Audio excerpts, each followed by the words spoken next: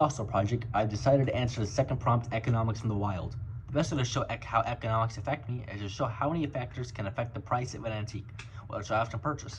The one I selected is this, a Roman Asterius. Since this itself was a piece of currency, I would offer great insight into what has affected its price through the years. Back when it was still used as currency, this coin was worth around 1/16th of a Roman denarii, a coin that acted as the basis of the Roman economy in the same way that the US dollar acts as the basis of the American economy.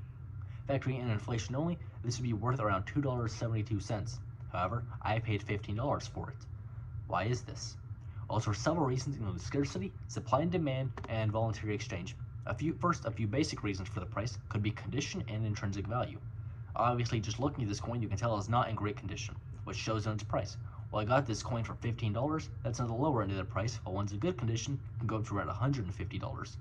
Unlike the modern USD, some Roman coins had intrinsic value, meaning they had value apart from what the government deemed it to be. In the case of Roman coins, some were made out of precious metals, so a lot of their value can simply come from how much the materials were worth. Two examples are the previously mentioned denarii and the aureus, which are made out of silver and gold respectively. However, this does not apply to the Asterius since it was made of copper. If purchased purely due to its value in copper, this coin will only be worth around 3 cents. Clearly other factors are at play here.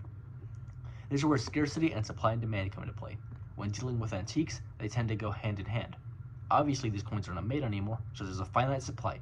This means the people who own this coin can charge more for it because there's less competition.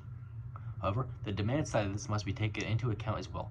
Just because something is old and rare does not necessarily mean it will be more valuable than something newer and more common. An axe from the Bronze Age would probably not be worth as much as Elvis Presley's guitar, despite being thousands of years older. Naturally, since the Roman Empire is so well studied and famous, artifacts from it are in pretty high demand and their prices will reflect that. Finally, this ties into voluntary exchange. The idea that two people will only agree to a trade if they both stand to benefit.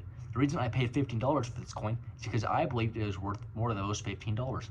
If I did not believe that it was worth $15, I would not have bought it. If other people agreed with me and no one bought it, then the seller would have either had to kept it at the same price and never sold it, or he would have had to drop the price to something more reasonable. Conversely, if the price was up for haggling and I decided to offer an unsatisfactory amount, he could have turned me down until I agreed to pay a more reasonable sum. If I refused to go higher, I wouldn't have been able to purchase it. This leads sellers into setting prices that should be reasonable to both parties. When taken together, all these factors show economics in the wild. Thank you.